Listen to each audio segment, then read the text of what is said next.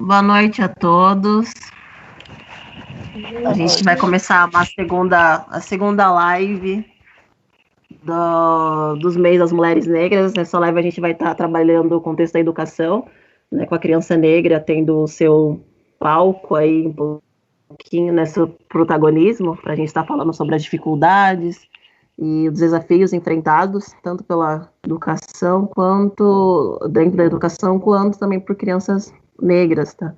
Hoje a gente tem a honra de contar com essas duas mulheres, né, que atuam aí há anos no meio da educação pública, né? Acho muito importante a gente frisar isso, né, como um direito de todos. E também a gente começar essa conversa, eu gostaria de lembrar a todos que algumas coisinhas que a gente está sempre trazendo no próprio grupo, que foi a estreia do programa da Gigi, que é todos os sábados a 1 hora.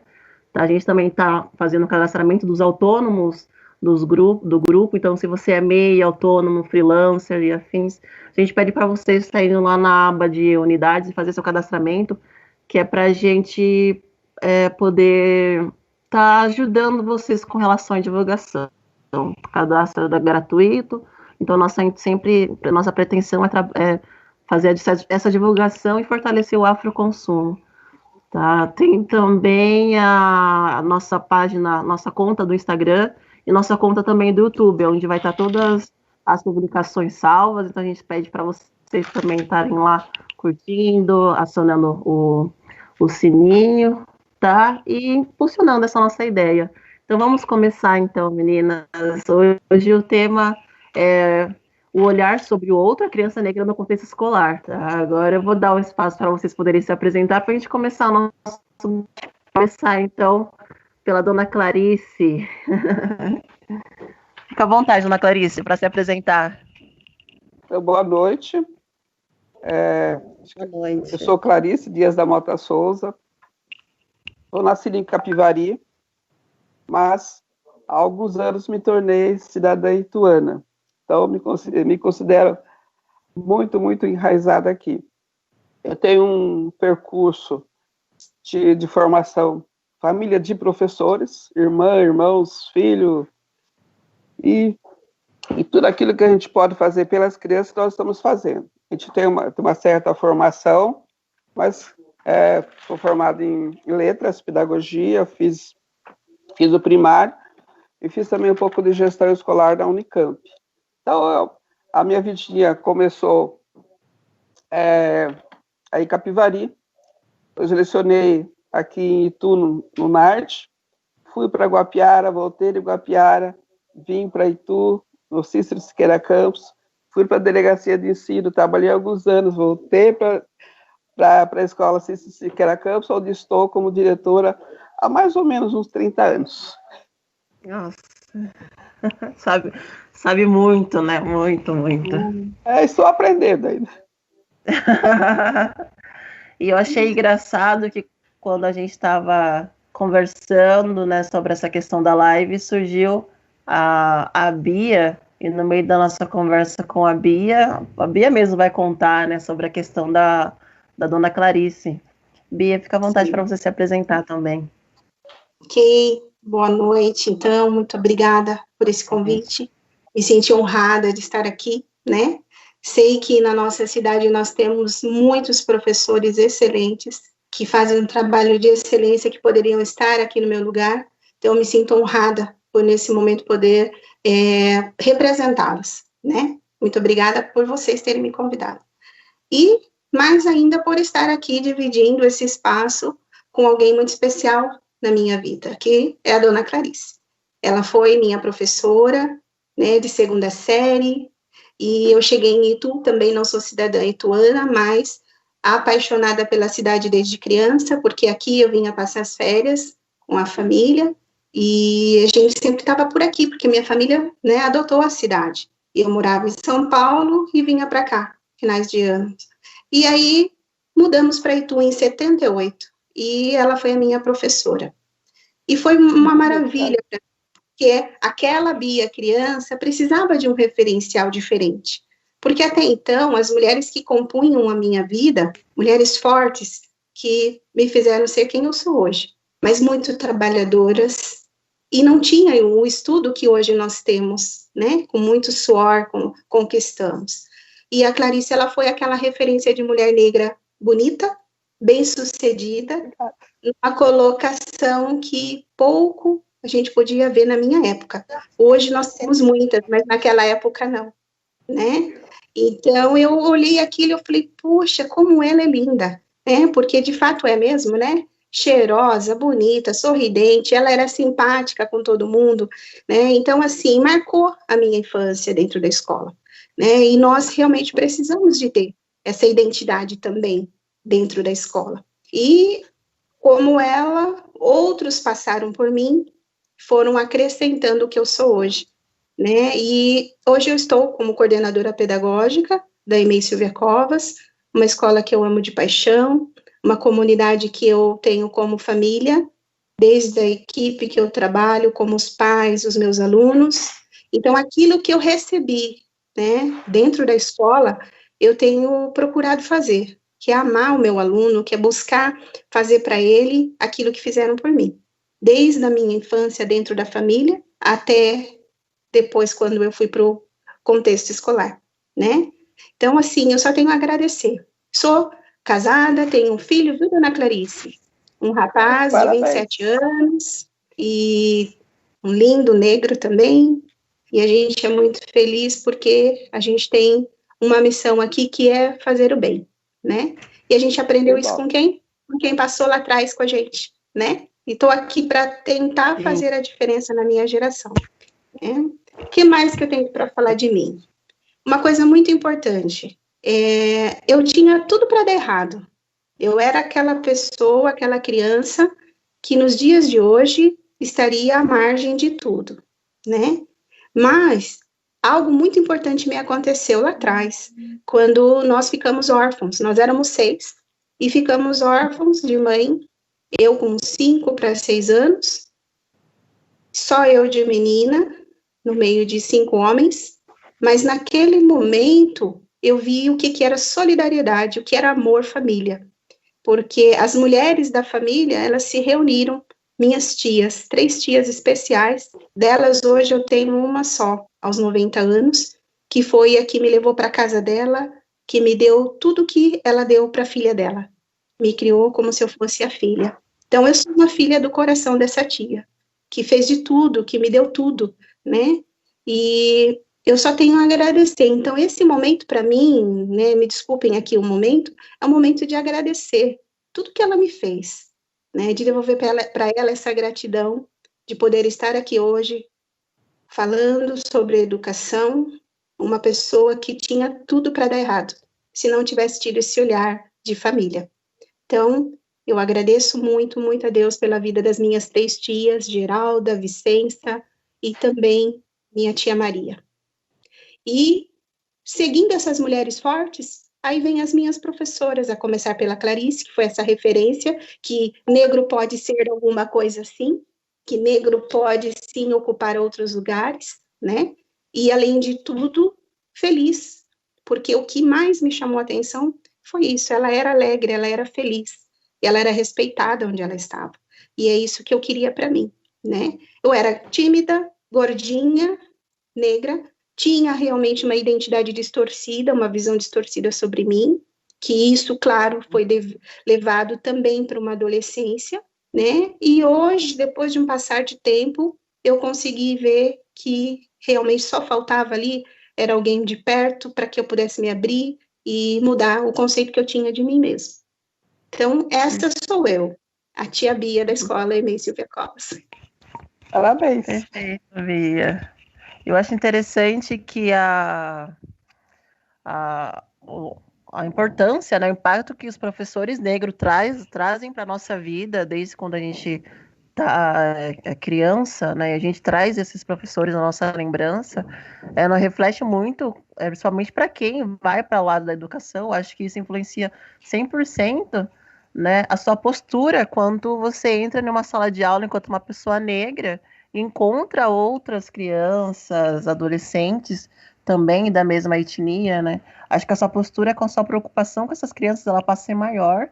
Eu lembro muitas vezes que, às vezes, quando eu estava dentro das escolas, eu via alunos negros tinha toda essa preocupação de mostrar o nosso melhor, né? Justamente porque dentro da educação você acaba se tornando essa referência que muitas vezes eles não têm em casa, né? E aí a gente vem essa questão da percepção da criança enquanto o outro, né? Como você mesma se apresentou de ser uma coordenadora pedagógica da educação infantil, eu gostaria que você pontuasse um pouquinho essa questão do nosso olhar, da criança em si, desculpa, com relação ao outro, né? Como que a criança enxerga esse outro?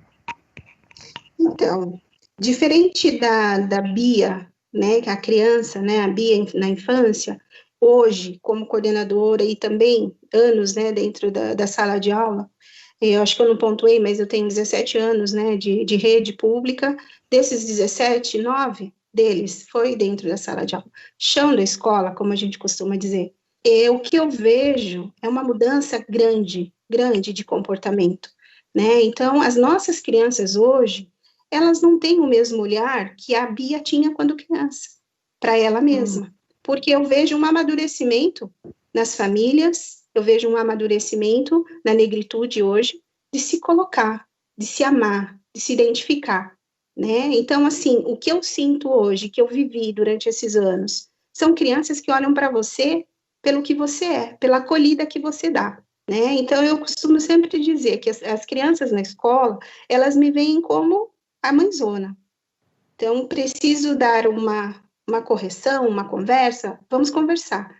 Mas é uma conversa gostosa, uma conversa onde a gente consegue ver que tem respeito pela professora, pela tia Bia, como eles me chamam, porque eu sou aquela pessoa que acolhe. Eles não me veem pela cor da minha pele, nem pelo meu cabelo, mas eles me veem pelo aquilo que eu sou, por aquilo que eu represento para eles no dia a dia. Eu sei que não é a realidade de todos os lugares, de todas as unidades, mas onde eu estou, é o que eu vejo. Então, o meu olhar com relação aos meus alunos, ele sempre foi esse. Crianças que gostam da professora pelaquilo que ela oferece, pelaquela oportunidade, pelos sonhos que eu sempre costumo pôr para eles. A gente precisa sonhar, precisa buscar aquilo que a gente quer. Porque se você não sonhar, você não conquista. Então, o olhar da criança é esse olhar do vínculo, né, da acolhida, de ser atendida no momento que ela precisa da sua ajuda, do choro, quando ele chega que não quer ficar longe da mãe, você traz para o colo e você fala, não, eu te entendo, né? Não tem que ir para a sala de aula agora se você não está bem. Então, isso faz com que ele tenha esse olhar diferente. Sim, perfeito. E, dona Clarice, a senhora já tem a vivência hoje, né, de uma escola que já pega os maiores, né? Como Com que certeza. o outro ele é trabalhado? Como é que a senhora consegue ver nesses pré-adolescentes e adolescência em si, né, nessa juventude, essa questão do outro? É da mesma forma que a Bia, ou a gente consegue já ver diferença devido à própria idade? Então, os adolescentes, que é justamente a faixa etária que eu trabalho, né, que é a partir do 6º ano até o 3º do ensino médio, então eles já vêm com um outro tipo de olhar, né? Quando eles chegam na 6ª série, eles são mais quietos, mas o olhar deles para o outro já é diferente. Então, às vezes a gente se pergunta, ele está olhando, o olhar dele é sobre, né, que é de baixo para cima, de cima para baixo. Então, eles se olham de uma forma diferente. Até quando eu brinco com eles, que eles vão até a minha sala e falam, ele me encarou. Eu falei, mas por que ele encarou? Como é que você sabe que ele encarou você? Porque você também estava olhando para ele. Então, eles têm essa questão né, a partir já do 6º ano, de ser, olhou demais, está me encarando. E a gente tem todo um trabalho, está conversando com eles e explicando que se eu estou olhando para ele, ele está olhando para mim. Então, é um olhar que tem que ser compartilhado e saber o porquê dele estar olhando. Então, é um pouco diferente das crianças dos anos iniciais. Já dá um pouco mais de trabalho essa questão do olhar entre eles. E assim, se me permite uma colocação, a criança, né, que hoje está na pré-escola, né, na educação infantil, eu vejo assim, o outro é muito importante para ela. O outro é tão importante que nós temos um eixo dentro do nosso trabalho, que é o eu, o outro e nós. Por quê? A criança ela não quer estar sozinha. Se ela se isola, é um ato de preocupação para nós, enquanto educadores, porque ela quer sempre estar em companhia, ela precisa do outro, né? E quando esse outro fala que não quer ser amigo, é um chororô. A gente tem que ir lá fazer concerto e perguntar, mas o que foi? É motivo até de reunião familiar, porque meu filho não quer mais ir para a escola. Por quê? Porque o amigo falou que não quer ser amigo. Então, o olhar que a criança tem para o outro é de importância. Ele faz parte da minha vida, eu preciso dele para brincar, para interagir, para ser feliz, né? Então, na educação infantil, é diferente a forma de olhar. E quando essa forma de olhar, ela vem preconceituosa, a gente sempre tem a mesma fala. Não foi a criança, não veio da criança, mas do adulto que está com esta criança, né? Então, ela está pronta a aprender, pronta a receber amor, carinho, atenção, independente do que for. Mas o adulto, ele passa isso para a criança. E quando chega até nós, a gente pode se reunir com a família e a gente acaba descobrindo que, de fato, ali dentro daquele lar, tem alguém que pensa diferente, né? Exatamente, né? E é engraçado que enquanto a criança ele tem esse olhar de acolhedor de igual, né? Mas acho que conforme a gente vai se desenvolvendo, vai crescendo, a gente começa a se perceber dentro de grupos. Essa influência forte que os adolescentes, e a partir do 6º ano, eu consigo perceber isso de forma muito clara, de serem induzidos de acordo com o seu meio que eles estão inseridos, ou seja, a questão das repartições de grupos, é muito forte, né? Eles são muito influenciáveis facilmente, justamente porque eles têm essa preocupação de ter essa imagem, esse olhar, né, extremamente valorizado, nem que eles tenham que se encaixar de acordo com o que aquele olhar está o induzindo, né? E é coisa que a gente não vê na educação infantil, porque a educação infantil ainda não tem essa malícia de perceber essas coisas, né? Então o jovem ele já vai inserido nesse contexto de tentar localizar o seu grupo, né? E quando ele não encontra o seu grupo, ele acaba tentando se moldar com relação ao outro. Daí a gente vê essa diversidade que as escolas públicas elas vêm apresentando, né? Que daí a gente pode trazendo a questão da discussão do multiculturalismo, né? Basicamente é um resgate dessa valorização dessas diferenças, né? E gostaria que vocês apresentassem como que vocês trabalham para estar conversando, dialogando com essas diferenças, tanto com alunos da educação infantil, quanto com os alunos do ensino médio e fundamental, até porque o público é diferente, mas a essência dessa discussão ela é a mesma, né? É você valorizar essa diferença enquanto você valoriza também essa especificidade. Como a gente comentou, vocês são profissionais que estão atuando em escola pública, né, ensino regular público, então a diversidade ela é ampla, diferente de muitas escolas particulares que a gente tem os nichos totalmente minimizados, né? Sem, no máximo, acho que três grupos sociais. Agora, escola pública são diversos grupos. Então, daí eu gostaria de começar com a dona Clarice. Como que a senhora percebeu que essas multiculturalidades elas são trabalhadas dentro do ensino regular público? Então, essa multiculturalismo, que é, na realidade, uma mistura de culturas, sim, surgiu mais ou menos por volta de 1970, né, com um projeto pedagógico que visava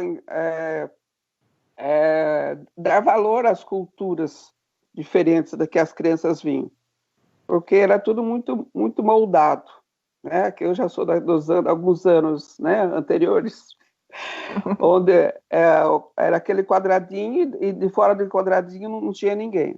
Então, com essa entrada de culturas diversas, teve que se fazer um novo modelo de projeto pedagógico que abrangesse a tudo isso.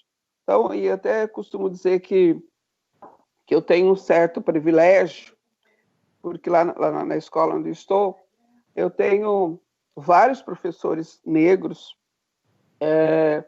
inclusive da disciplina de História, que puxam muito esse trabalho. E junto a eles, os demais professores, principalmente o professor na área de língua portuguesa, faz com que os temas, né, das outras disciplinas sejam trabalhados também, quer seja em forma de teatro, projetos que eles fazem.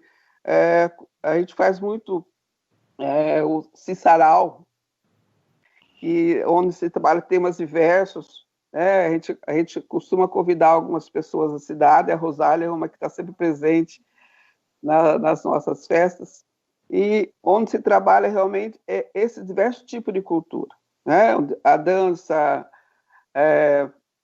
samba, bolero,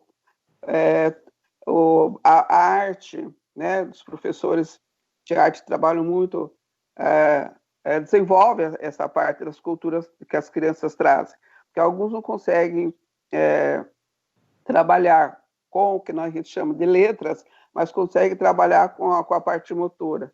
Então, essas culturas vão ser valorizadas, aquele que pode ir mais com a parte motora, trabalha ali, o que não pode, né, que tem menos jeito, trabalha com a parte da escrita, e a gente vai trabalhando também com as crianças, puxando deles, que cada um vá contando um pouquinho da cultura que veio. Você veio descendência africana, italiana, japonesa, e nós vamos misturando, e as crianças, de uma certa forma, vão crescendo. Inclusive, com o ensino de Libras, né, que a gente tem alunos com deficiência, a gente monta, inclusive, festas onde a sala toda canta e através, né, dos gestos, vai desenvolvendo essa parte das letras. Então, realmente, ajuda muito dentro da escola. Isso falando em termos de vivências da escola onde estou, né, que são só uns 30 anos que a gente está por ali, então a gente vai vendo realmente essa fusão de culturas, fazendo com que as crianças se elevem. Bia? Então, pegando o gancho aqui da dona Clarice, né, eu vejo a importância do gestor, né? Então, ela tem esse olhar, é algo que tem dentro dela, porque eu fui em festas que ela fez, não me lembro a festa, viu, dona Clarice, mas eu me lembro que aquilo lá pôs para fora um talento que eu não sabia que eu tinha, que era o de me expressar através da dança, né? E me senti muito bem, pela timidez que eu tinha, eu fui muito bem. E isso é muito bom, né? Fui provocada a fazer algo que eu não sabia que eu tinha talento para. Eu vejo assim que o gestor, dentro disso, ele é muito importante. Ele tem que ser aquele que incentiva a equipe a dar um passo além. Porque se a gente esperar que tudo venha de cima para baixo, a gente não sai do lugar, né? Então, hoje, dentro da educação infantil, falar de trabalhar múltiplas culturas seria meio difícil de acontecer, porque a gente vai trabalhar dentro daquilo que nós temos como um conteúdo, como nós temos um trabalho a ser feito e temos que seguir. Mas a gente tem um olhar diferente, aí entra o gestor. Se isso não está acontecendo na escola na qual eu estou gerindo, eu tenho que provocar, né? Como ela tem feito, né? No nosso caso, o que a gente faz? Não se trabalha mais datas comemorativas como na minha época de criança, né? Então, como que a gente faz? A gente tem que trabalhar isso todos os dias, no momento que a situação aparece. Então, não vamos falar do índio só quando for o dia do índio, né?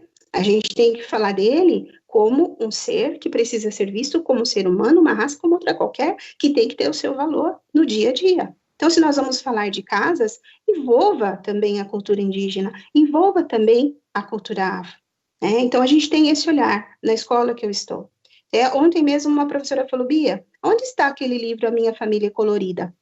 A gente não está trabalhando o contexto familiar. Eu falei, o que será que ela vai aprontar? O que ela está querendo, né? Por quê? Não são muitos livros que nós temos, mas a gente tem algum acervo para falar da cultura afro, né? E a escola, os professores, eles têm sido motivados a não esquecer disso, a fazer disso uma rotina. Não pode ser em datas específicas, tem que ser sempre, todo dia. O negro existe, ele existe, e todo dia nós estamos aqui, e precisamos ser lembrados, né? Agora, eu vejo da nossa educação infantil...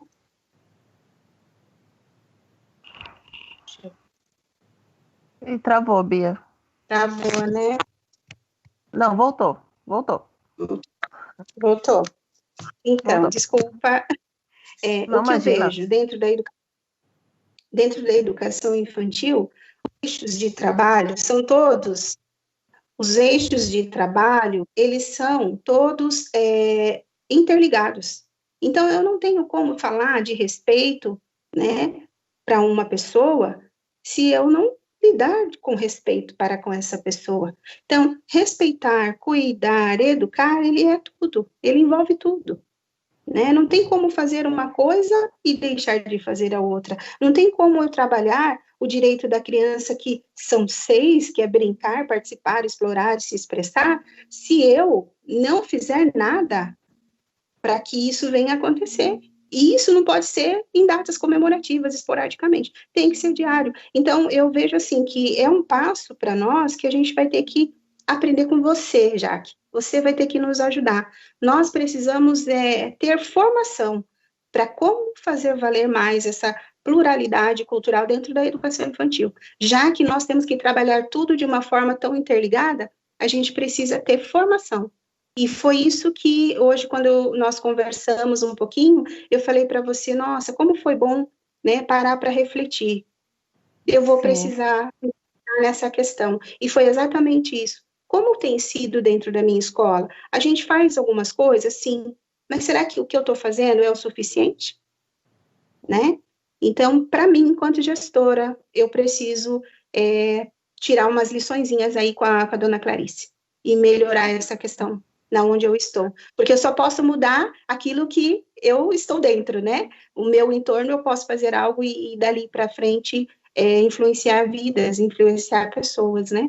Então, nós vamos... Prometo que numa próxima live eu vou falar para você, tem projetos assim lá. Perfeito, mas essa é a proposta do próprio grupo, né? Até pego o gancho para pedir para as pessoas sempre estarem curtindo e compartilhando essa live, as lives que a gente está fazendo, a nossa proposta, porque é justamente naturalizar essas conversas, né? Para também trazer essa existência dessa diversidade, né? E eu acho engraçado que tanto na sua fala quanto na dona Clarice cai bem aquela questão da preocupação da formação dos currículos escolares, né? Porque a partir do momento que a gente tem currículos escolares que trazem essas temáticas, essas discussões, ele acaba trazendo duas coisas. A questão do material, do material pedagógico que são inseridos nas escolas, e a formação dos professores, né? Porque às vezes você tem propostas voltadas a sanar, né, essas necessidades de discussão, mas a gente também percebe profissionais que não vêm com a formação voltada a essas realidades, tá? Ou também o próprio Estado, o município, não fornece para esses profissionais essa capacitação. Nós temos aí, né, a lei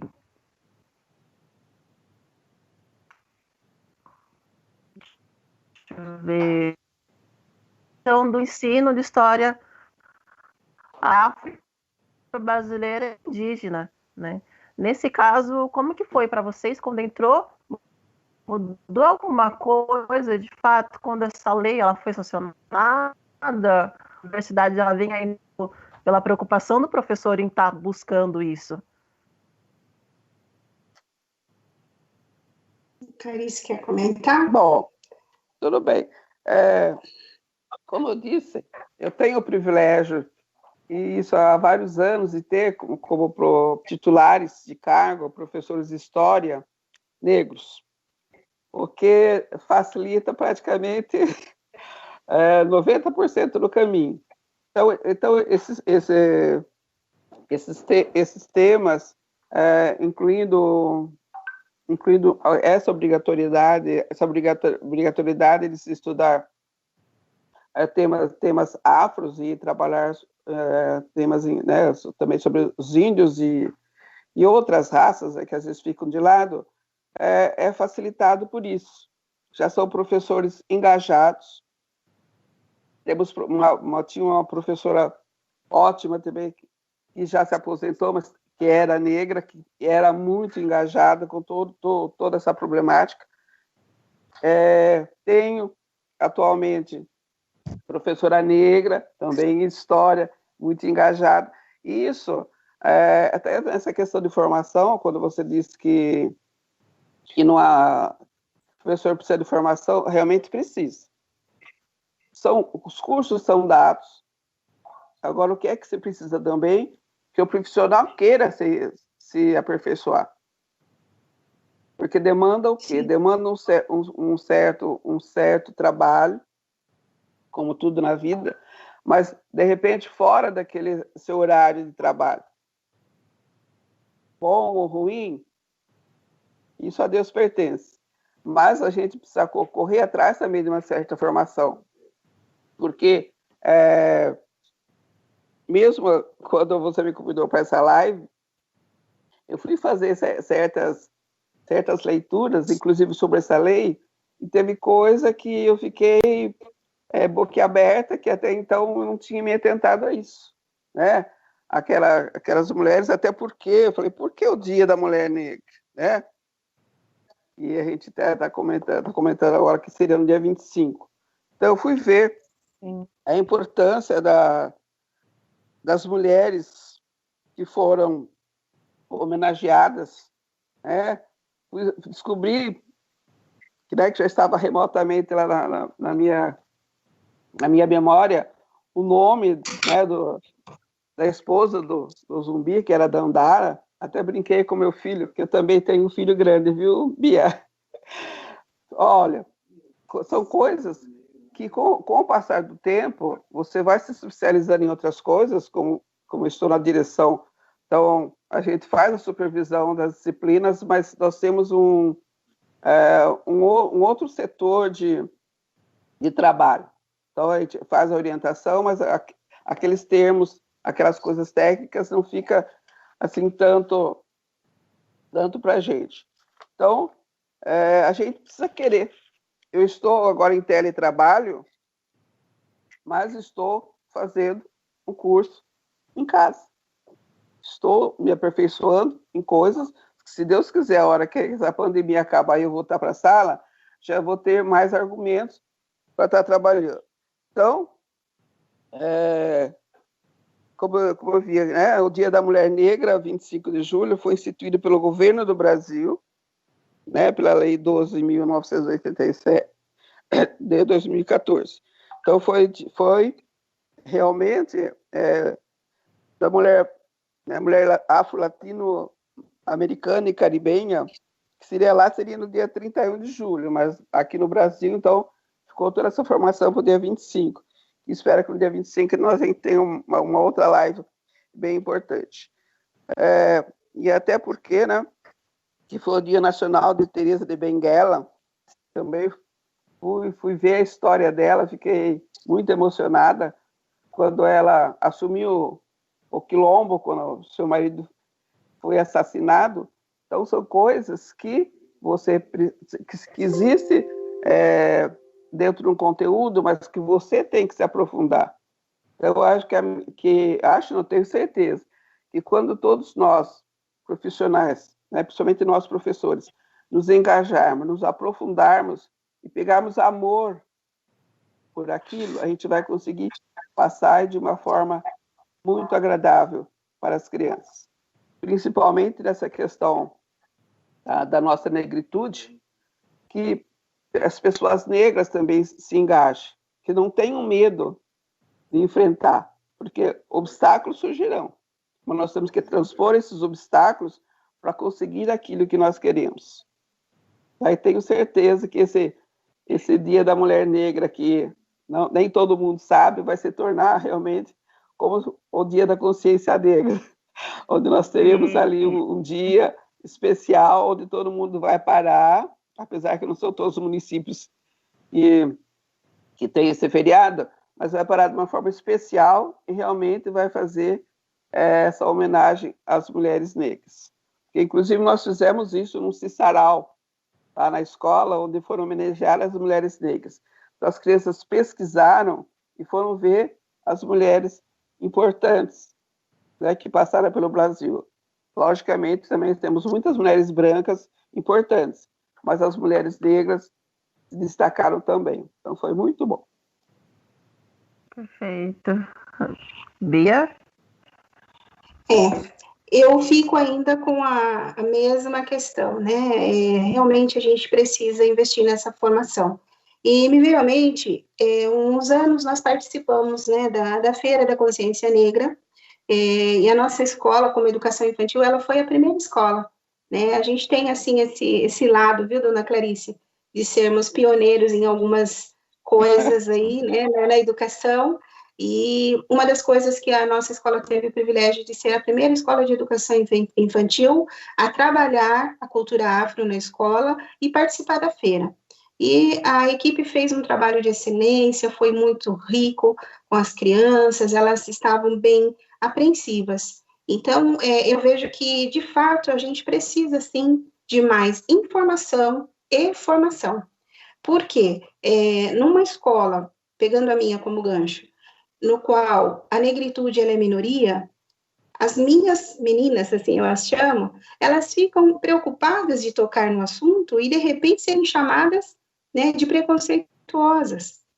Né? Então, assim, a gente sentou para discutir, vamos participar, o que nós vamos apresentar, o que cada uma pode fazer, como que nós vamos trabalhar a nossa criança, porque não é fazer um papelzinho colorido e colocar lá, não, tem que ter fundamento, vamos estudar, vamos buscar.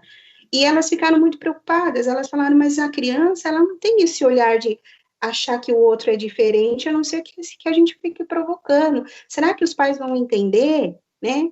Vão entender a partir do momento que a gente se colocar.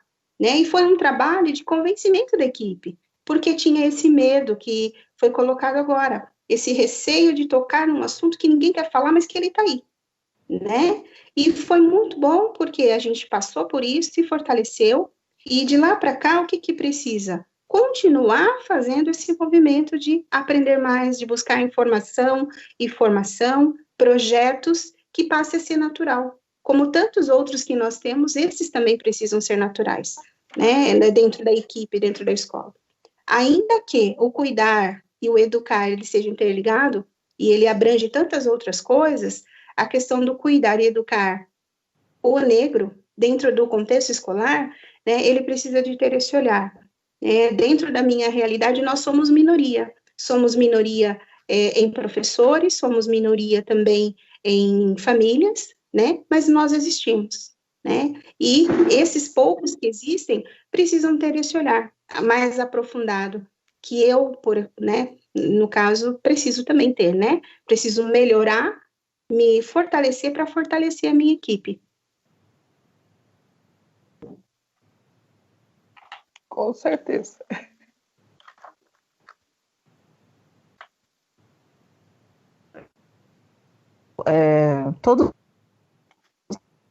Todos os olhos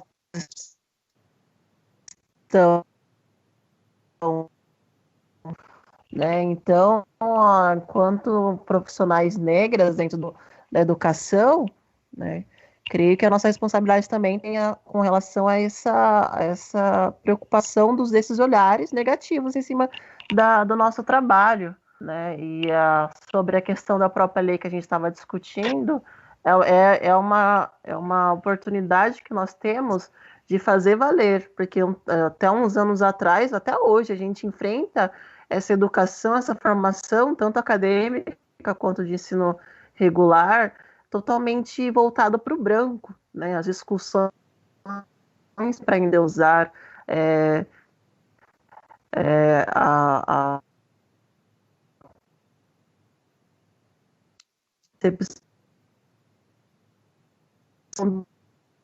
dos outros. Então, é o momento da gente parar que o ponto de vista, né? Por que não traz a ponto de negro após da alforria? Deixando interpretar que precisa salvar, não tem muito contada, e essa lei ela vem para reagir e enxergar essas outras percepções, né, esse resgate, porque o Brasil é um país extremamente múltiplo culturalmente, mas a gente sempre vê apenas uma raça, uma etnia sendo valorizada, né, meninas? E a questão da própria escola, quando nós falamos sobre a questão dessa diferença, falamos sobre a questão do olhar do outro, e quando tem essa questão do conflito entre os próprios alunos, uma vez que começa essa movimentação de identidades sendo construídas, né? Daí tem a influência dos pais, tem a influência dos amigos e tudo mais. Obviamente acaba sendo comum esses conflitos de identidade, né? Não estou dizendo que esses alunos eles têm plena o domínio da sua consciência e da sua identidade, né? Eles estão em construção. Então, como que a escola, a escola de vocês conseguem lidar com essa questão dos conflitos dessas identidades, seja a diferenciação do bullying com relação à injúria racial e o próprio racismo? Dona Clarice? Pois não. Bom, o bullying, como todos já sabem, então, é utilizado para fazer o quê? Para qualificar comportamentos agressivos. Na escola, de repente, a gente convive com alguns tipos de bullying, né? Que pode ser verbal, físico e moral, psicológico, sexual, virtual. E o que mais atualmente a gente enfrenta nessa questão de bullying e às vezes racismo é o cyberbullying. Porque às vezes eles não têm coragem de falar cara a cara, quando a gente brinca com eles, mas eles falam através da internet. E quando eles são arguídos, eles simplesmente, alguns, né, negam, não, eu não fiz isso. Porque agora eles já estão ficando mais espertos quanto a essa questão da internet. Mas eles acham que se ele mandou, ele apagou do dele, ele está livre da situação. Então a gente tem conversado bastante, presta atenção, que tudo que você curtiu, você está dentro. E o que, de repente, não gostaria de estar em casa fazendo esse distanciamento social, assim, trabalhando na escola, esse distanciamento social, essa questão da criança agora estar em casa trabalhando, está fazendo com que eles também valorizem mais as informações que eles colocam na internet. Porque eles estão vendo que eles também podem ser passíveis de serem chamados a atenção, serem orientados, porque tudo aquilo não aconteça. Então, essa questão do bullying é muito complicada. Então, entre os meninos, né, dá-se através de uma certa, até agressão física. E entre as meninas, já é de uma forma mais sutil. Ou elas colocam um certo apelido na colega, mas não fui eu que coloquei. Ou eles vêm com a história do famoso termo que eu brinco com eles, falaram, mas falaram... Quando eu fiz o curso de letras, eu falo para eles, eu não aprendi que pessoa é essa, falaram. Então vamos chamar quem foi. E aí a gente vai retrocedendo até que se chegue a pessoa. Então, bullying e racismo depende muito também dessa conversa com as crianças. E para eles, o que de repente pode ser racismo, para outro não é. E eu digo sempre, até conversei com algumas pessoas a semana, quando eu fui à cabeleireira, e perguntei para elas o que elas achavam, como é que acontecia o racismo ou bullying dentro da escola. E se perguntei até para uma delas, né, que estudou na minha escola ela via alguma coisa que eu não via. Ela me explicou o seguinte: como a Bia também bem deve saber disso, o fato da diretora ser negra já faz com que o bullying e o racismo, nesse sentido, não que não aconteça, acontece, mas é de menor intensidade. Né? Então, a gente conversa muito com todos eles e eles vão se inteirando de que não existe isso. Então, eu vejo pessoas, eu vejo crianças, né? Eu vejo professores, sejam brancos, sejam negros, Eu tenho uma equipe muito boa, graças a Deus fui abençoado. Uma equipe muito boa. Como eu disse, tenho professores negros que se engajam, mas os professores também de outra etnia se engajam com eles e fazem acontecer o trabalho. Então, nesse sentido, eu sou muito privilegiado. Não estaria 100% do jeito que a gente sempre quer algo mais, mas praticamente nós estamos passando, não 0% em termos de bullying e racismo, mas já, assim digo, uma porcentagem bem pequena. Que bom. Eu fico feliz com isso, né? Dentro da educação infantil, a gente costuma falar que eles não fazem bullying, né? Eles fazem bullying, porque às vezes eles fazem uma brincadeira, o amigo não gosta, e a gente precisa fazer o quê? Exatamente isso, mediar conflitos. A todo momento, o nosso trabalho é esse, mediar conflitos. Então, é chamar as partes envolvidas, fazer mini assembleias, a gente conversa, permite que aquele que se sente ofendido, que ele fale para o outro que ele não gostou, e por que não gostou, como ele está se sentindo em relação àquilo, e o outro tem que ouvir. E eu acho tão interessante, porque em atendimento a, muitas vezes, alguns pais, eu costumo falar isso para eles, que a gente pensa que criança não tem sentimento. Criança não está vendo nada, ela não percebe, eles são bobinhos, e na verdade eles sabem tudo. E quando você coloca eles numa situação de fale para o outro aquilo que você não gostou, eles ficam paralisados. Você precisa ajudar essa conversa a acontecer. O que foi que ele te fez? Ah, ele fez isso, ele me bateu. Você gostou? Não. Por quê? Porque doeu. Aonde foi? Foi no rosto? Foi na perna? Mostra para ele. Fala para ele. E a gente vai conduzindo até que ele fala e parece que sai um peso da criança quando ele fala para o outro que está ferido, porque ele foi ferido pelo amigo, né? Bateu, ele apanhou. E o outro, então, fica impactado, porque ele nunca ouviu alguém dizer para ele que não gostou do que ele fez. Então, isso, né, no contexto escolar infantil, ele é muito comum dentro da nossa escola. E eu gosto muito de trabalhar essa situação, porque é uma forma de mostrar para o outro que tudo tem limite, né? O seu direito, ele termina quando começa do outro. Ninguém vem para a escola para apanhar, ninguém vem para a escola para ser infeliz, para ser motivo de sarro do amigo, né? Eles estão ali para conviver, e conviver com respeito, com harmonia. E é tão bom, porque acontece uma, duas, três, na terceira, quarta vez, o que aconteceu? Então, o que você fez? Eu vou lá falar com ele. E eles se resolvem, eu não gostei, você me bateu, tal, já fui lá, já falei para a tia Bia, tal, e vamos resolver isso, né? E o outro se desculpa também, que tem esse lado também. Eu errei, você falou que de fato eu te feri, agora chegou a minha vez, então, de me consertar. Então, a gente costuma falar, vamos fazer conserto. E esse conserto é essa mediação, que depois, né, ao longo do tempo, quando eles ficam maiores, eles vão perdendo. Como nós adultos, né, a gente tem tanto medo de que o outro fique aborrecido com a gente, que a pessoa fala coisas que você não gostou, mas você não chega nela para falar, viu, foi legal a sua atitude. Você deixa a pessoa continuar errando, até um momento que uma gotinha no balde derrama e você explode. Porque lá atrás, na nossa infância, a gente não foi educado assim, a se colocar, a se expressar, a dizer o que sente, né? E aqui na educação infantil a gente tem essa possibilidade. Dá trabalho?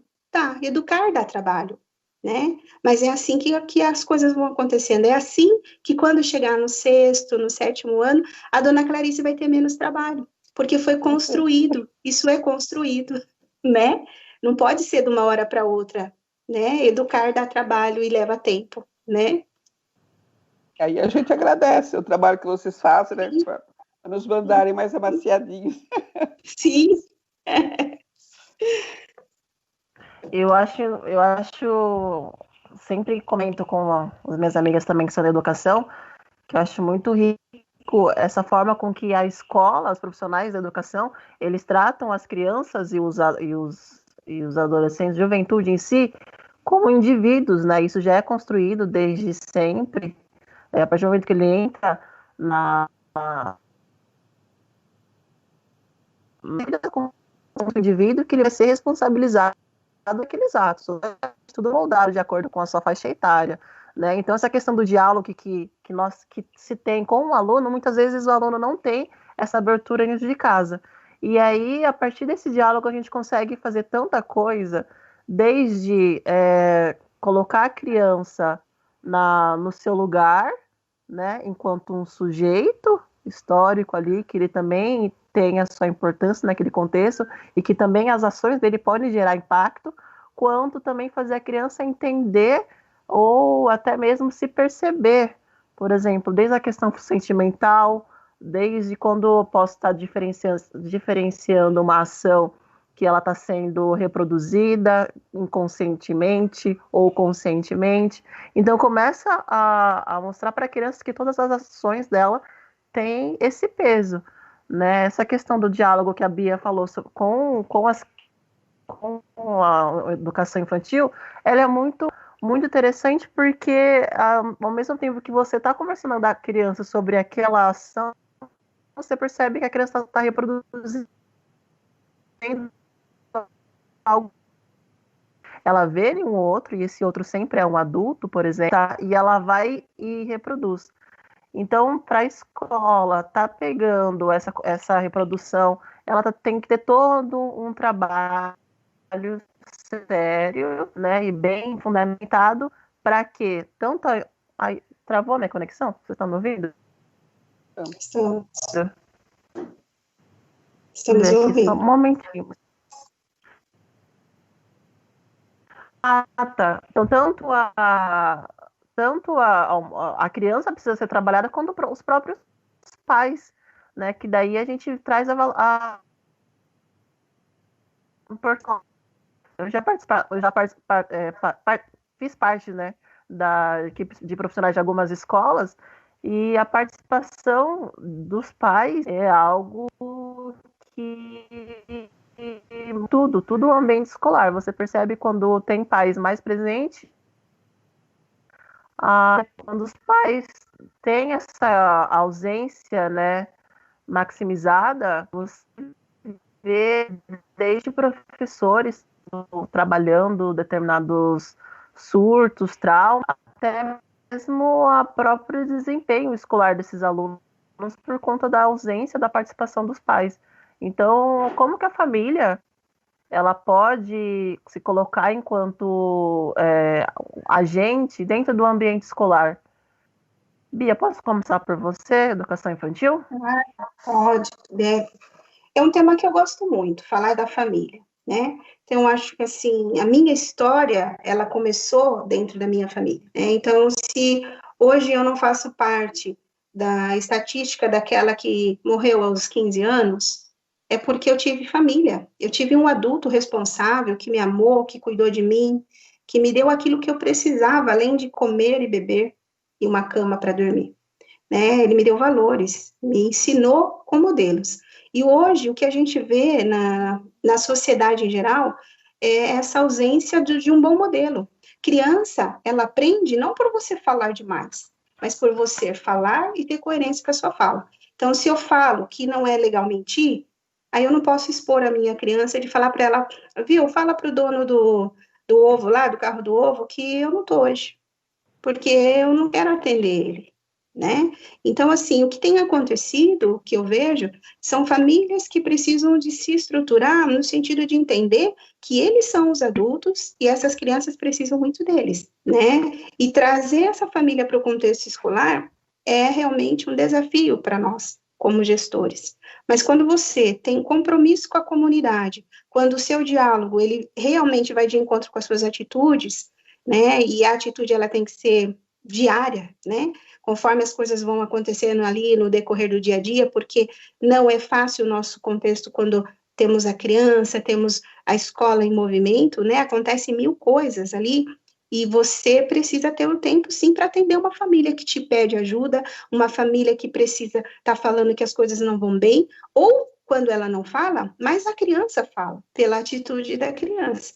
Então, quando você trata isso como sendo a sua família, alguém que você precisa estar perto para ajudar, ela sente essa confiança, ela vê que dá certo, a gente senta para conversar, não para criticar e apontar, mas vamos sentar e conversar e ver o que podemos fazer pela nossa criança, as coisas mudam. Você ganha a confiança dessa família. E aí sim a gente consegue trabalhar a criança.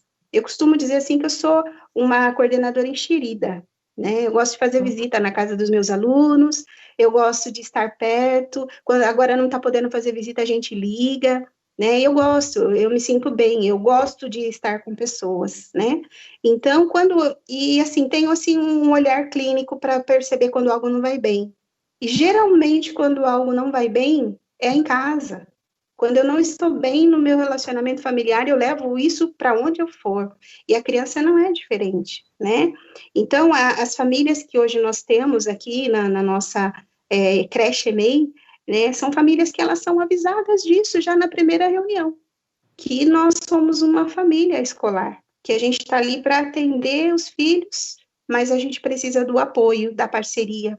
Se tiver algum problema familiar, uma separação, nós somos as primeiras a sermos avisadas, porque esse comportamento da criança vai mudar, ele vai precisar de um olhar nosso diferente.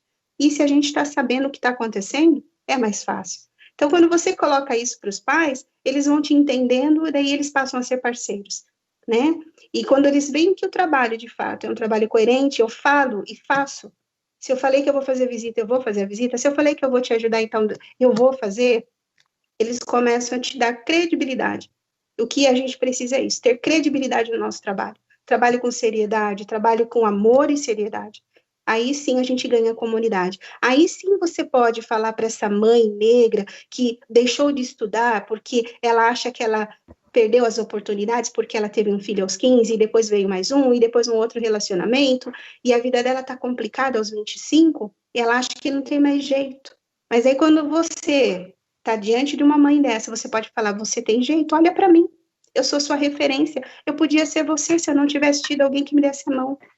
E eu tenho, assim, uma gratidão muito grande, porque nesse caminhar, quantas mães com incentivo voltaram a estudar? Quantas delas saíram de uma situação de marginalidade e o meu aluno melhorou também? O meu aluno se tornou uma criança melhor e feliz, porque a família também melhorou.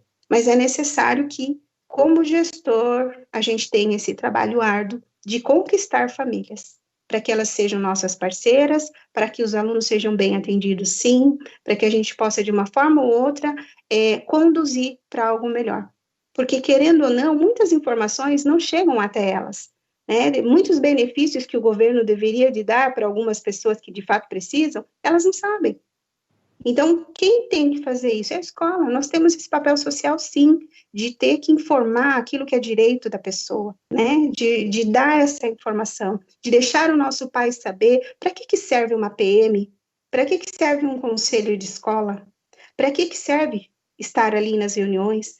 Não é só ir por ir, mas ele tem um papel muito importante na vida escolar do filho dele e na minha enquanto profissional.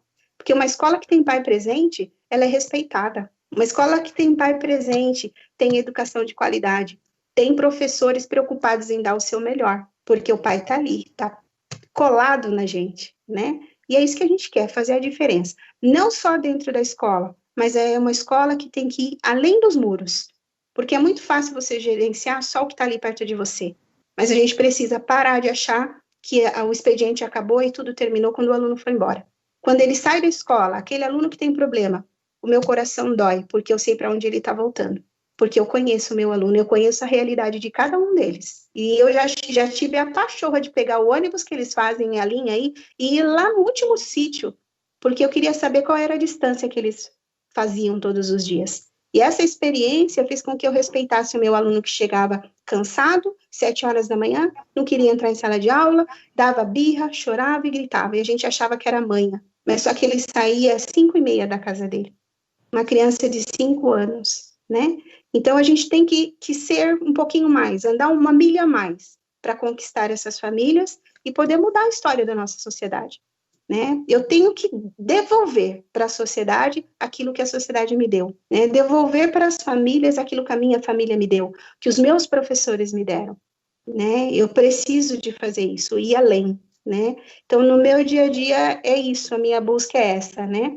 E novamente falando, quando você, como gestor, faz isso, a sua equipe, ela fecha com você, ela busca com você. Então, eu vejo assim, família é tudo, não tem educação se não tiver a parceria ali. Primeiro responsável, isso está na lei, pela educação escolar, é a família. segundo a escola, porque nós representamos o Estado. Então, nós temos todo o direito de bater na porta, sim, desse aluno e falar para o pai e para a mãe, o que está acontecendo aí que ele não está rendendo, né? Ainda que são realidades diferentes, a gente sabe que ensino fundamental, tanto 1 como 2, é complicado, né? É uma quantidade enorme de alunos, mas tem casos gritantes que a gente tem que ir atrás, sim, para poder fazer valer o nosso diploma, né?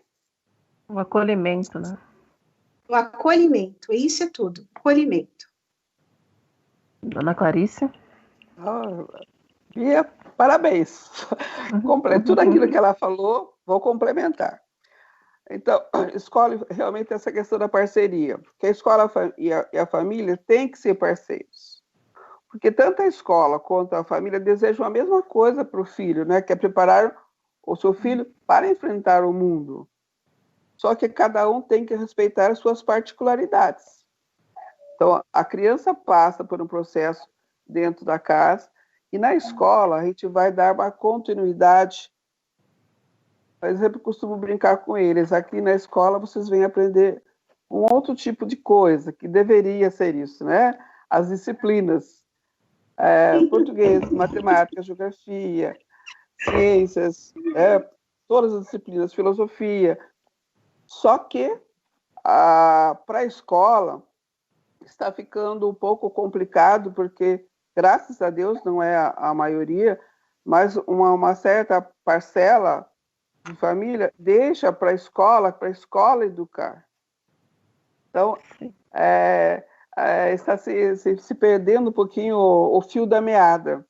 Então, a gente educa sim, gente, até para você poder colocar o que você quer, conteúdo de português, matemática, geografia, ciência, etc, etc, etc, educação física, você tem que dar umas certas noções para a criança, né, uma certa linha para você poder colocar o seu conteúdo. E a gente costuma trabalhar na escola com um projeto chamado Cultura da Paz, onde a gente agrega as crianças, agrega as famílias, e dentro dessa Cultura da Paz, a gente desenvolve todas as habilidades, pelo menos a gente tenta desenvolver todas as habilidades que a criança traz. Aí uma aprende a respeitar a outra dentro das suas limitações, porque como a Bia disse, uma dança melhor ou da dança menos, mas continua tentando dançar, então cada uma se ajuda. Então as crianças fazem os temas, as crianças ensaiam, então elas estão, muitas mães vão até a escola para ensaiar as crianças, então a gente traz a família nesse sentido. Quando foi nesse projeto Cissaral, que foi Cissaral em casa, né, por causa da pandemia, então muitas mães se apresentaram. Então você via ali nos quadros que elas mandaram para a gente, de filha e mãe cantando, né, de aluno cantando, de mãe de aluno se apresentando. A gente tenta fazer tudo isso. A gente participa, nós temos os nossos parceiros, e esse ano até não puderam trabalhar tanto, né, porque mal começou a escola, a gente entrou na pandemia, que são exatamente essas crianças que auxiliam as outras, chegando até às vezes, quando elas moram perto, passar nas casas e ver o porquê da criança estar indo à escola. Nós temos também a escola solidária, que estamos formando agora, esse é o projeto novo, está englobando as famílias no entorno da escola, porque se o entorno da escola estiver conosco, a escola está garantida, que eles vão olhar melhor nesse sentido. Nós temos também, para unir com a gente, nós temos o projeto Conviva, que é uma parceria com o Conselho Tutelar, com a parte da saúde, onde a gente vai registrando as ocorrências da escola. Então, as crianças e as famílias, elas se sentem até mais protegidas, porque a gente passa para as crianças, e tudo aquilo que acontecer de uma forma não adequada vai ser registrada, ela vai ser chamada, os pais serão chamados. Então, elas já se policiam em muitas coisas. E principalmente agora com essa questão da pandemia, elas estão mandando muitos vídeos mostrando as boas práticas. Então, as crianças fazendo o trabalho. Hoje, inclusive, vi uma chamada de uma aluna chamando os alunos que não estão entrando no centro de mídias. Para quê? Para que se possa trabalhar, porque a gente fala que a escola está fechada. A escola não, ou a escola prédio está fechada. Mas as aulas continuam. Como a gente chegou até a comentar um pouquinho atrás, nós estamos com o secretário que está dando muito apoio. Então, ele abriu o centro de mídias, tem o Classroom, tem o Teams, tem o Padlet, tem o Meet. Então, ele abriu um leque. É difícil? Como eu disse para a Jaqueline, essa tecnologia, ele está falando com vocês através de um visor, ainda não é bem para mim, porque eu gosto de conversar e olhar nos olhos, porque eu sou aquela senhora que aprende a ver nos olhos das pessoas e a reagir e interagir no momento exato. Então, tudo que se faz tem que ser realmente em cima dessa parceria. Inclusive, quando a Bia falou da questão da mentira, a gente tem que começar em casa. Porque eu tenho um neto que não estuda na minha escola, por quê? Porque eu não posso mentir o endereço dele. Então, como existe essa regionalização, as crianças do entorno da escola precisam estudar naquela determinada escola. Mas, infelizmente, não é isso que a gente vê. A gente vê crianças passando por frente da escola, indo estudar numa escola mais longe, porque, de repente, não quiseram ficar por ali. Então, isso, de repente, está faltando não só na escola onde estou, mas em todas as escolas, que cada comunidade se agregue à escola. Como a Bia disse, não existe escola ruim. Nós temos que ter parceiros, porque quanto mais a presença dos pais dentro da escola para auxiliar, melhor vai ser o desenvolvimento, tanto das crianças, como o nosso próprio trabalho, porque a gente vai se sentir realmente, vai sentir o reconhecimento da comunidade. Então, realmente, a gente pede que a comunidade realmente seja mais presente. E aproveito até para conversar com algum aluno, se estiver nos vendo e ouvindo, que converse com seus colegas quanto a essa questão desse trabalho online. É difícil? É difícil. Mas as escolas estão proporcionando para aqueles pais que não podem, que não têm convivência com a internet, que vá até a escola. Nós estamos fazendo o quê? Estamos fazendo material impresso. E às vezes tem criança que se recusa a ir buscar. Então, escola, família, parceria.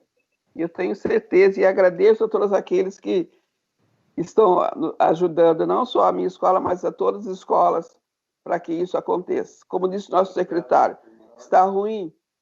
Está. Mas nós não podemos ficar sem fazer nada. É correto? Sim. Não. Mas nós estamos tentando fazer com que a aprendizagem aconteça. A gente sabe que não se substitui professor, porque o presencial, o olho no olho, ainda é um elemento que faz com que a criança se engaje, interaja, aquela convivência entre eles, entre o professor, é muito importante, é uma vivência. Então, como disse, escola e família, parceria, e vamos ter tudo do melhor. Perfeito. O papel da escola em si, eu percebo que para a própria sociedade no geral, tá, ela não é muito bem claro, né? As pessoas reproduzem muitas falas que vêm, que chegam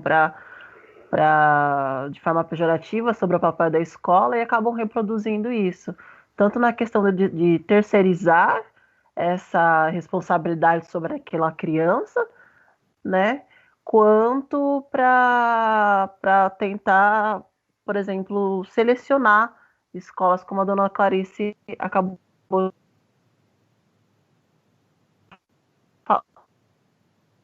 de falar, por ser essa questão de ensinar os frequentadores, né? Então você vê brigas, listas enormes correndo, quanto você tem profissionais de alta qualidade nas unidades próximas à sua casa, que só precisam de mais atenção, né? Então a gente percebe que ao mesmo tempo que os alunos, às vezes, eles são depositados, a escola também é deixada de lado pelos pais e por toda a sociedade, né? A Bia trouxe também uma fala muito impactante quando eu estava quando estava trabalhando sobre LDB, né? Que a gente faz a questão de licenciatura, tem toda essa preocupação, né? Dessa responsabilidade que nós temos sobre os nossos jovens, né? Que não é só pai e mãe, tem toda a sociedade em torno dessa responsabilidade, né? Nós temos o ECA aí que pouco se discute, pouco se lê, que eu sempre falo para todo mundo, que é sempre uma leitura muito rica. A gente está lendo o ECA, discutindo sobre o ECA,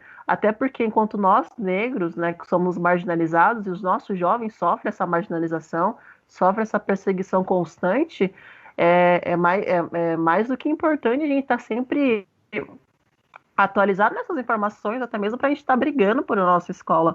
Uma vez que nós temos esses papais atuantes, a sociedade atuante dentro de uma escola, tudo muda, né? Os impactos, eles são gigantescos. Nós temos, por exemplo, a Bia, que foi uma aluna da professora Clarice, que está cultivando a semente que um dia ela recebeu, e assim por diante, né? Então, é uma cadeia enorme isso, né? Então, a sociedade, ela precisa parar um pouquinho de ficar só reclamando e começar a fazer os seus deveres sociais também, né? E a escola está ali para conversar, está de portas abertas.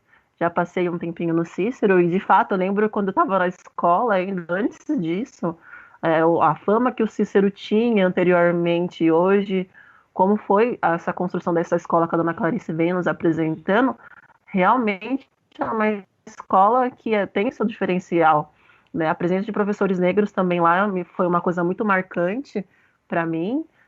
Tem muitos profissionais negros e os profissionais que não são negros estão sempre ali de portas abertas também para impulsionar projetos e ideias, contribuir com o seu lugar de fala e tudo mais. Mas justamente isso porque a escola tem essa consciência, né? Que vem desde da direção até a preocupação com o que vai ser aplicado com os alunos e o que vai ser, como fala, repassado, né, para os próprios pais. Tem essa preocupação, tem esse acolhimento. E Bia, admiro muito essa fala, essa preocupação de que você trouxe, de colocar no lugar desse aluno, né, que eu acho um absurdo os horários dos ônibus rurais daqui da cidade, que realmente a gente lida isso, ainda mais com dias chuvosos, né? O Cícero é uma escola que em dias chuvosos, acho muito curioso, diminui bastante o número de alunos justamente por conta desses acessos, né, que são dificultados em dias de chuva. Então você percebe a queda de alunos em dias assim, porque tem toda essa dificuldade por trás, né? Alunos que levantam 4 horas da manhã para estar na escola às 7, sai da escola meio-dia e pouco para pegar o ônibus de 2 horas, né? Então a sociedade ela precisa enxergar isso para poder pontuar e cobrar do município, né? Não pensar que aquela criança que sai da escola meio-dia e 20 e pega ônibus 2 horas da tarde não é sua responsabilidade. É sua, é nossa responsabilidade, né? Mas as pessoas precisam enxergar isso. E a escola está de braços abertos para esse diálogo, né? Meninas, eu tenho alguns comentários, mas antes disso eu só preciso passar mais uma vez o recado, falando sobre o programa da Gigi, que a gente está falando sobre as crianças, sobre educação, e o programa da Gigi vai trazer isso, sobre o olhar, sobre a fala de uma criança negra, tá? Então, todos os sábados, 1 hora da tarde, tem um programa da Gigi lá no YouTube. Agora o Preto de Tu também está no YouTube, todas as lives estão sendo projetadas lá. A gente pede para todo mundo que puder estar compartilhando na live, tá seguindo no grupo.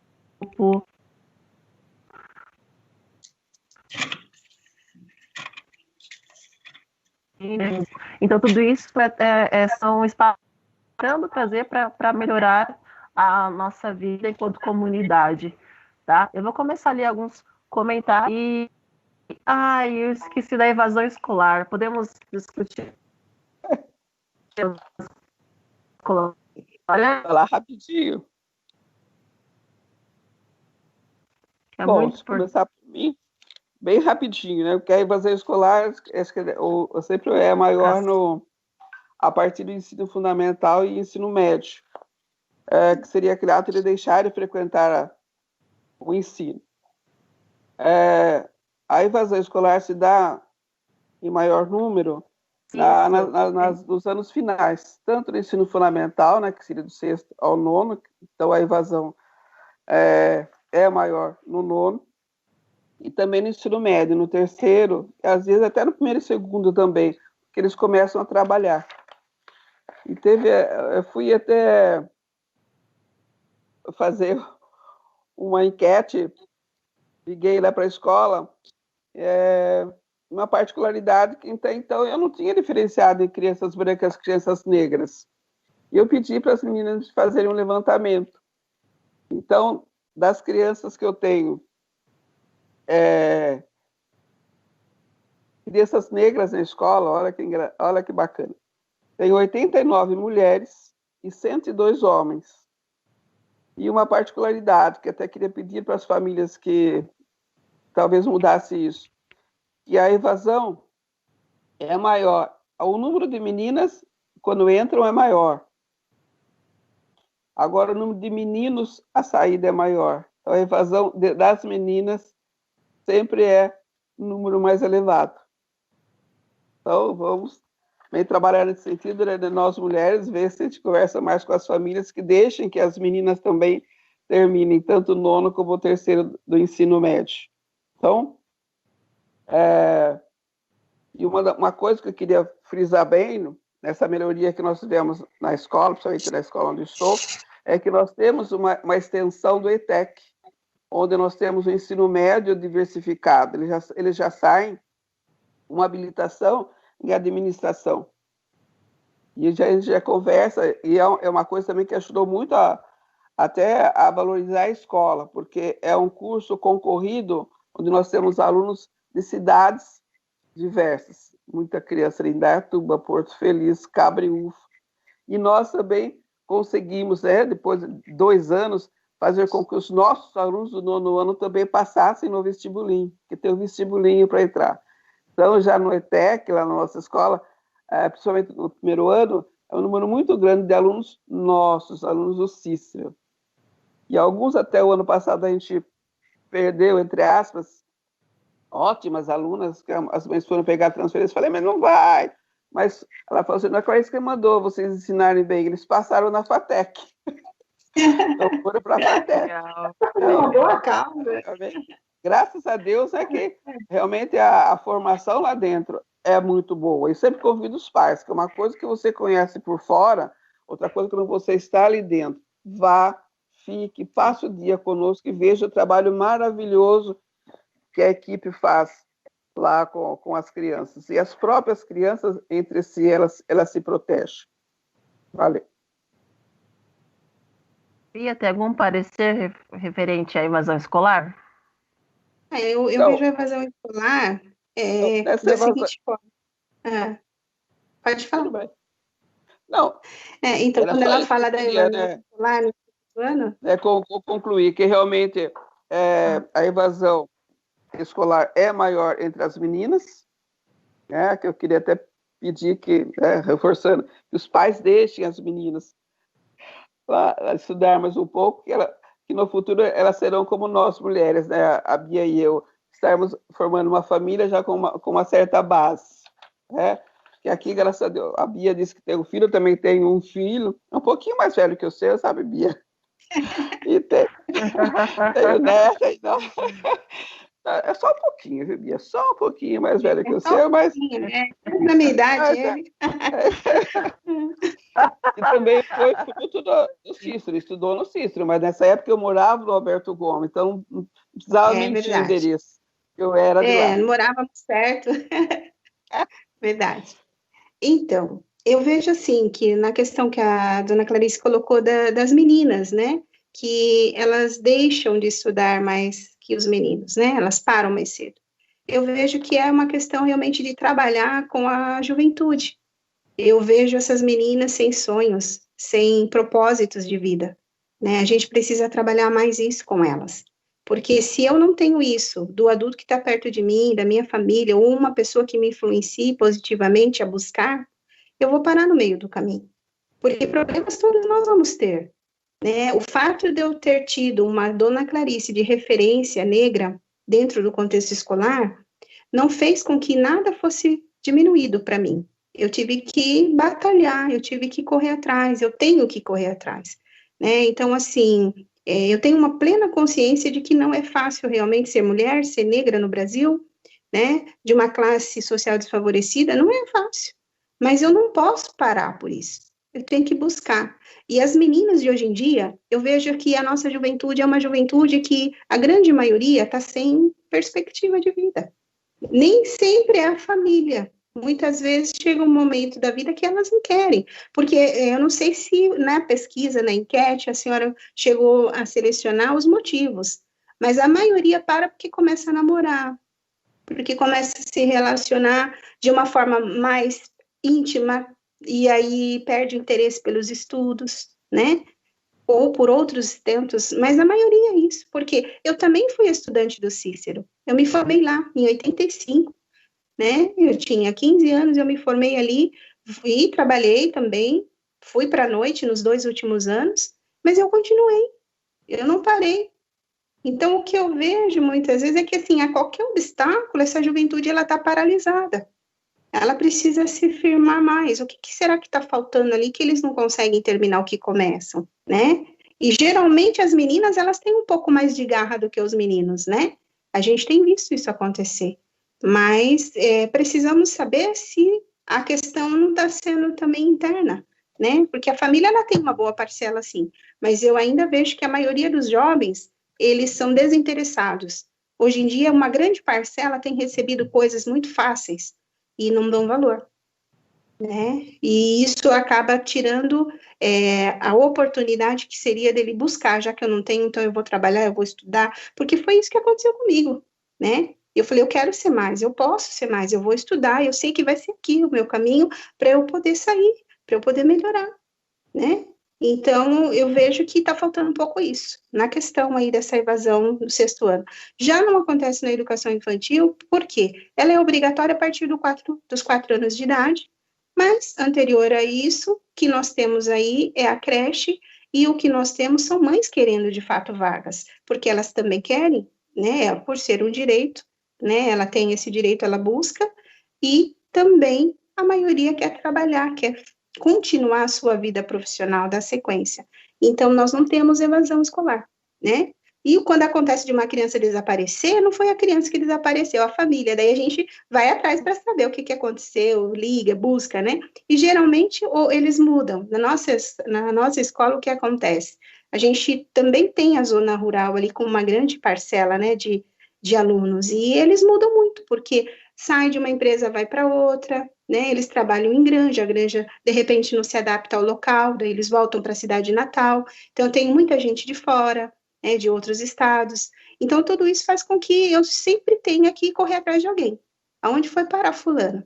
Já foi embora do estado de São Paulo, né? Mas nessa situação, que caso contrário, as nossas crianças, elas não nos dão essa evasão ainda. E detalhe, que eu falo sempre, a educação infantil, quando ela é bem trabalhada, ela causa saudade no aluno, né?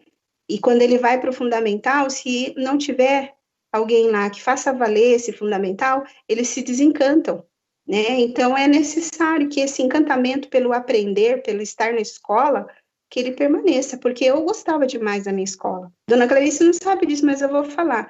Em épocas de férias, para mim, era tortura, porque o meu passeio ideal era ir para a escola, não gostava de faltar, eu chorava quando tinha que faltar. Não gostava, eu era uma aluna assídua, pode procurar nos registros. E eu cantava todos os hinos da bandeira, o hino nacional, sabia de cor salteada, eu sentia saudade da escola, porque aquilo ali para mim era muito importante, sempre foi, né? Os estudos para mim sempre foram importantes. Então, assim, os meus livros, eu sempre comento aqui em casa, eu não tenho nada, mas os meus livros é a minha herança. Aquilo que eu aprendo, né, com o outro, através do outro, e com os livros, aquilo para mim é minha herança, ninguém me rouba, né? E eu quero deixar um legado isso para quem passar por mim, né? Como a senhora deixou para mim, como outros professores tantos deixaram, né? O seguir além dos muros da escola, né? Essa situação de sair em busca do aluno, de fazer algo por ele, eu aprendi com a dona Carolina. Ela fez isso por mim. Saiu de Itu, foi para São Paulo para buscar uma escola para eu não perder o ano. Eu estava no segundo ano de magistério, a família volta para São Paulo. E ela ficou indignada, não, minha aluna não pode perder o ano.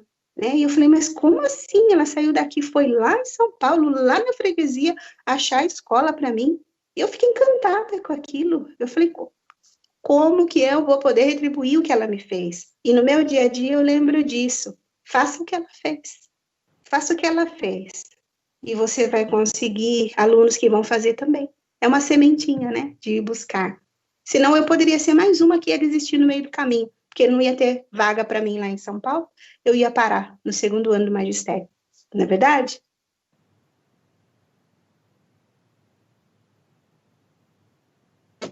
Emocionante. Então, a gente não quer falar nada, depois se sente tão à vontade, né? E fica falando sem parar. Se a administradora não fala nada, a gente fica aqui até amanhã. A gente vai falando.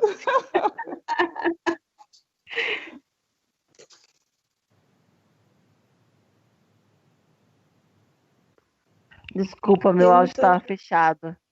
É legal que a escola é o primeiro contato que nós temos com a sociedade, e esse contato ele pode ser positivo ou pode ser negativo, né?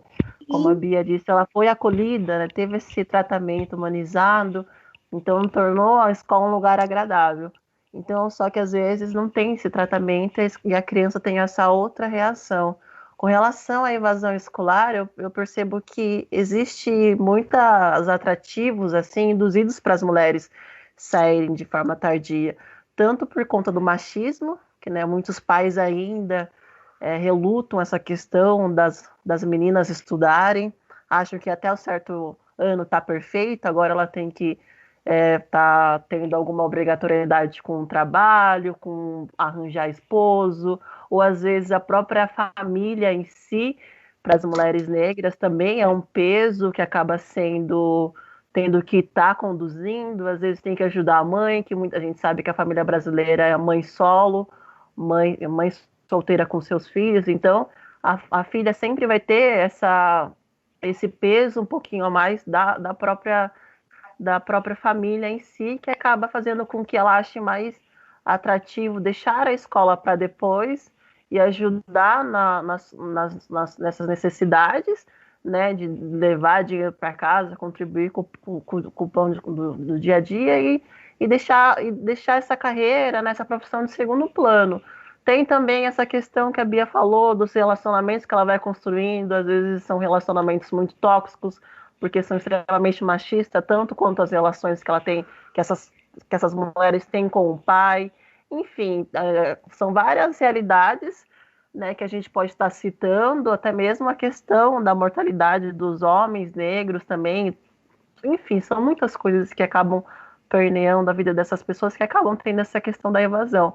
Mas a gente sempre ressalta que nunca é tarde para estudar, nós temos grandes iniciativas, o próprio EJA está sempre trazendo essa tentativa do resgate dessas pessoas, para que ao menos tenham a oportunidade de terminar o ensino médio, né? Que hoje agora a gente está tendo essa peneira propriamente nos mercados de trabalho, né? Que sem ensino médio as pessoas não conseguem determinadas profissões, tá? Mas também é uma coisa boa e negativa, porque eu fico sempre imaginando nessas pessoas que ficam para trás por serem induzidas a isso. Não, você vai sair da escola e ponto, né? A gente conhece sempre. Eu estava comentando que recentemente eu conheci a primeira pessoa que veio de evasão escolar, não terminou a escola, e para mim foi um choque. Eu falei assim, nossa, como eu sou privilegiada, né, de ter não só da minha família, mas meu ciclo de amigos, pessoas que conseguiram terminar o ensino médio, o ensino fundamental, e como é privilegiado isso. Alguns saem por escolha, mas outros, infelizmente, não têm essa escolha, acabam sendo induzidos. Meninas, eu vou começar a ler os comentários, porque a gente se estendeu e tá tendo comentário pra caramba. A Conceição Silva, ela parabeniza a nossa iniciativa, tá elogiando a Bia, tá linda, sempre tia Bia, que linda, sempre muito especial. A Conceição foi a nossa amiga em comum que me indicou a Bia e eu vou ser muito grata à Conceição, porque ela trouxe essa indicação e depois deu tudo certo. A Bia, aceitou tudo mais, depois vem a dona Clarice. A Gabi Camargo comentou: boa noite, vocês estão lindas. A Zezé Correia, divas sensacionais, né? Esses comentários foram na hora que vocês estavam fazendo apresentações. Aí a Elisângela Souza, sensibilidade, Bia. Olhar sensível que tem passa a todos, né? Tá falando sobre a sensibilidade desse seu olhar. Precisa. A Elisângela, a Conceição e a Elisângela fazem parte da equipe que eu trabalho. Eu falo que eu aprendi. Que legal. Fazem parte dessa equipe maravilhosa. Que legal. Aí tem a Eliana Almeida, parabéns pelo tema. A Sona Nina também é uma professora, parabéns pelo tema. A Manuela Faustino, psicóloga que participou com a gente na outra live. Tema incrível e muito necessário. A Rosália está em todas. Todas. A Rosália é uma linda. Sim. A Rosália até nos comentários, ela parece que traz uma luz para nós. Eu sempre leio o nome da Rosália, e sempre vem mais de um sol. Muito bom. Naturalizar a existência de todas as etnias. Daí ela complementa. A formação é o melhor caminho. Deve se iniciar na graduação. Muitos colegas de trabalho não acreditam na importância desse trabalho e responsabilizam o povo preto na busca de mudanças para as questões que envolvem as relações étnicos raciais. Ela está falando dessa questão da necessidade da gente vir já com a formação lá da academia, né, para daí sim projetar em toda a sociedade, né, porque não adianta você ter esses conteúdos extremamente reduzidos na questão da história, da cultura afro-brasileira e indígena, né, de uma forma reduzida nas disciplinas, ou de forma, como fala, temas transversais, sem você trabalhar esses profissionais, você mata, né, porque se você aprende na escola, mas você não pratica isso, ou até mesmo no meio acadêmico, infelizmente é só aquele velho ditado para inglês ver, né? Tá ressaltando a importância dos profissionais já virem com essa formação voltada para a minoria. Aí a Patrícia Casemiro também fala sobre a belíssima live. O Cadu Teixeira, mais um professor aí comentando. É uma reflexão bastante pertinente e deve se tornar um exercício diário dentro do ambiente escolar. Afinal, o aprendizado é plural. Perfeito, exatamente. Aí tem o Marquinho Preto. Acho que não conheço a Bia, mas parabéns. Fala e se expressa perfeitamente. Com certeza é uma excelente educadora e influenciadora. Muitos elogios. Obrigada. Aí a Eliana Almeida. O desafio de fazer deste tema um espaço de reflexão constante na sala de aula. Sim. Não só na sala de aula, mas principalmente fora dela, né? A própria sociedade precisa. O Marcelo Mota. Reconheci o sobrenome. Com certeza, a base da minha família e estrutura como preto me foi dada ao acompanhar a vivência de meus pais, saudoso sargento Odail e a impressionante mãe e desbravadora educadora. De quem que ele está falando, será?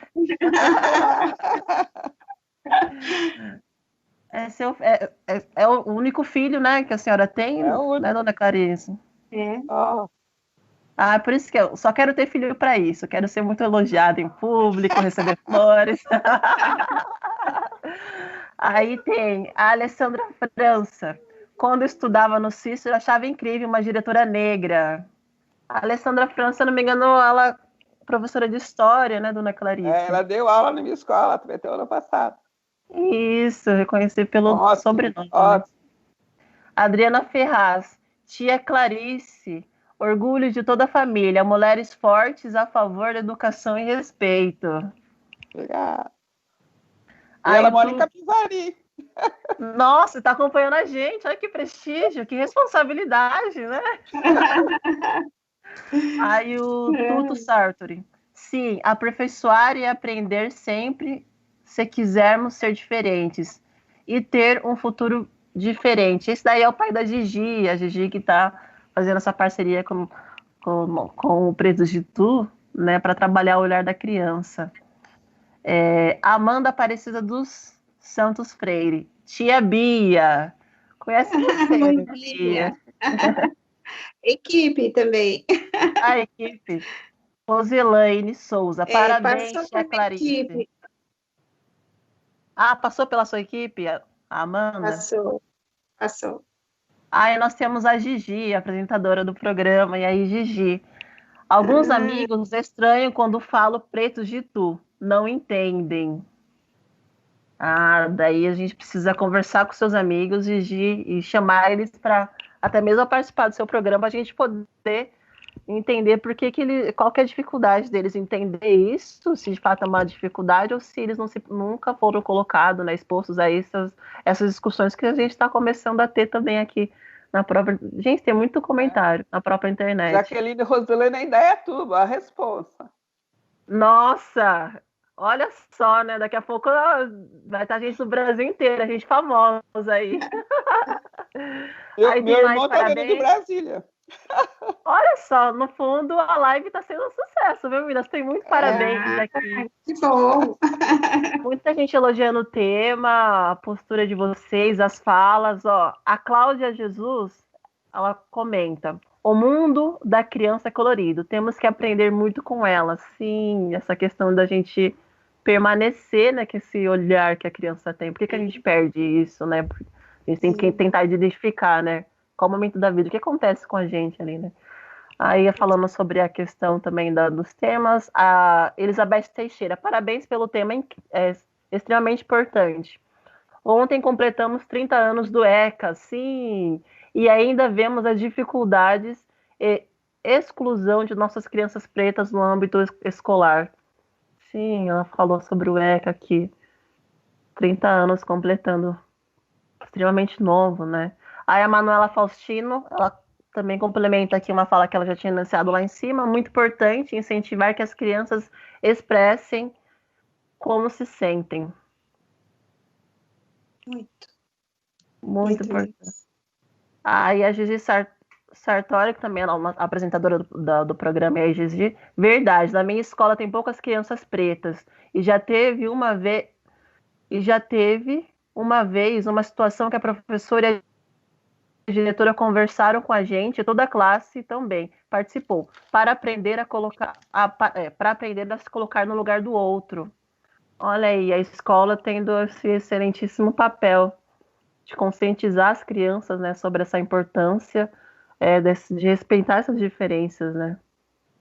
Nossa, gente, tem muito comentário, meninas, tem muitos comentários. Que Eu vou bom, selecionar. que agradamos. Tá agradando. Eu vou ver mais. Deixa eu ver. Acho que eu vou ler só mais uns 3.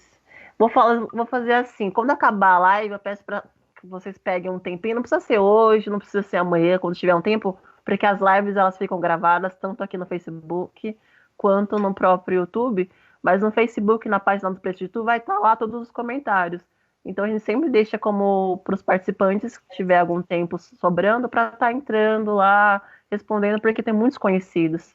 São muitas pessoas mesmo. Marcelo Mota aqui, de novo mandando parabéns. A Beta Augusto, Gabriel Monteiro, a Márcia Dias, a Carla. São muitas pessoas aqui, Camila Dias, Bárbara Machado, muitas pessoas elogiando essa live. E também eu acho que quando a gente vai discutir educação, eu acho que é uma coisa que mexe com todo mundo, né? Todo mundo fica muito emotivo por conta dessas lembranças boas do tempo de escola, que a gente sabe que não vai voltar mais, e também por essa preocupação que nós temos, que está sendo fomentada, né? por questão dos próprios governos, como a forma como está sendo lidada a educação. Então, a educação é um tema muito delicado, a gente tem toda essa preocupação. Então, em nenhum momento, até conversei com as meninas, a gente teve essa questão de trazer termos muito técnicos. E eu acho que eu travei de novo. Vocês estão me ouvindo? Sim. Estão me ouvindo? Então, Conversei com as meninas, a gente sempre trazia esse tema de uma forma muito didática, para que seja atraente para todos e que todo mundo também sinta-se aguçado, né, de estar indo encontrar sua escola e participar disso. Se você não terminou os seus estudos ainda há tempo, tá? A gente se coloca ao dispor também, no que precisar de algum, como que falo, alguma dica, algum conselho, aonde procurar. Mas como a dona Clarice falou, a escola, o prédio está fechado, o físico, né? Mas a escola continua ali. Eu gostaria que também que vocês fizessem o fechamento de vocês, deixassem uma mensagem, o que vocês acham importante ressaltar. Eu vou começar pela dona Clarice e depois a gente finaliza com a Bia. Tudo bem. Eu quero agradecer o convite, Jaqueline, né, que, como todo novo, no começo ficava receosa em fazer essa live sem poder olhar olhos dos olhos. Sim. Agradecer o convite. Agradecer é se eu estou aqui. Devo muito uma pessoa muito importante que foi na minha vida, que foi a minha irmã, que era a mais velha, que incentivou a todos os irmãos a estudarem, juntamente com o apoio dos meus pais. E que se eu estou aqui também, graças ao apoio que eu tenho do meu filho, da minha nora, dos meus netos, que está aqui do lado me apoiando. E a minha vice, né, a Márcia Dias, que nesse distanciamento social ela está carregando praticamente as atividades sozinha. Eu só posso ficar aqui sofrendo, auxiliando, mas o grosso é ela que faz. E a todos, né, que tiveram a paciência de nos ouvir, eu diria a eles que a vida pode não ser tão fácil, mas a cada obstáculo superado, devemos ganhar forças para seguir em frente. Então, boa noite a todos e obrigado. Perfeito. Obrigada, Bia, de ser minha companheira. Eu que agradeço. Saudades, viu? Bia, antes de você começar, licencinha, eu só queria realmente agradecer a participação das pessoas, que tá tremenda, tá muito bonito de ver os comentários. Depois eu mando o link para vocês duas estarem vendo, depois com calma os comentários, mas agradecer a participação de todos, e é muito importante que, se aqui na live a gente está tendo toda essa mobilização, o que está faltando para a gente poder levar isso para fora, né, para discutir isso, para cobrar isso das autoridades? Então a gente percebe que as pessoas estão ali, sim, ligadas. Então vamos se unir, porque a educação é uma luta de todos, né? Então eu gostaria de agradecer as participações das pessoas que estão comentando e estão nos assistindo. Agora a Bia pode ficar à vontade também. E agradeço também pelo convite. Para mim é uma coroação, né, do meu trabalho, dos anos de trabalho que a gente faz com carinho, né?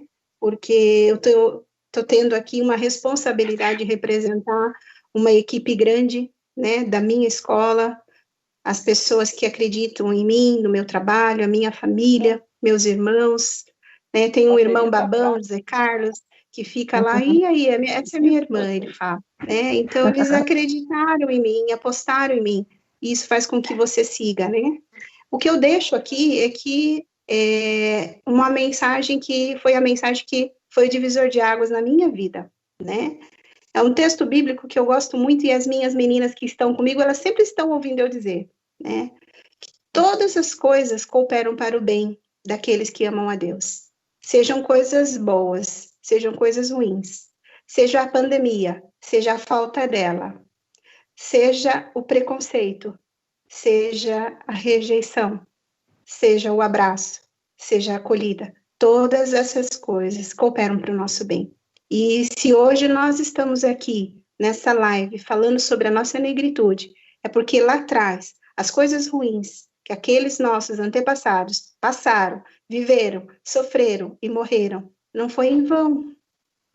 O que foi ruim para eles cooperou para hoje nós estarmos aqui numa situação diferente. E o que nós estamos vivendo hoje vai cooperar para que os nossos filhos, netos, bisnetos, a nossa nova geração, ela possa seguir em frente. Porque Deus não faz acepção de pessoas. Quem faz isso somos nós. Ele aceita todos, todas as raças, todas as nações, todas as etnias, todos os tipos de cabelo, todas as cores de pele. Então, que isso sirva para nós de lição, que a gente possa ser melhor a cada dia e olhar para o outro com esse olhar colorido, porque é no colorido que tem beleza, né? Então, eu fico grata de estar aqui, fico muito grata por estar aqui junto a uma pessoa tão querida que é a Dona Clarice, que foi referência. Muito obrigada mesmo. O coração tá cheio de alegria, que não dá para falar aqui, não dá para chorar na live, né? Mas eu fico muito pelas pessoas, né, que estão ao meu entorno, que veem valor em mim, porque eu falo sempre para elas, eu não estou ali porque eu sou melhor que elas, eu estou ali para aprender com elas. E eu vejo a equipe crescendo nesse movimento agora de videoaulas, eu vejo cada uma querendo fazer melhor ainda. Hoje eu passei por um teste, senti na pele o que elas estão fazendo desde maio, e realmente não é fácil mudar o jeito de dar aula, porque a gente quer contato, né, Dona Clarice? A gente quer olho no olho, a gente quer abraço de criança, né? Eu sou beijona, sabe? Eu gosto de beijoqueira, gosto de beijar, gosto de pegar, e a gente não pode fazer isso. Então, né, nesse momento é que a gente vê o quanto que a gente realmente é querida, né? Porque mesmo em distanciamento, as pessoas nos amam, lembram de nós, se preocupam conosco, né? Que bom. Então é isso que faz a diferença, né? É o amar incondicionalmente.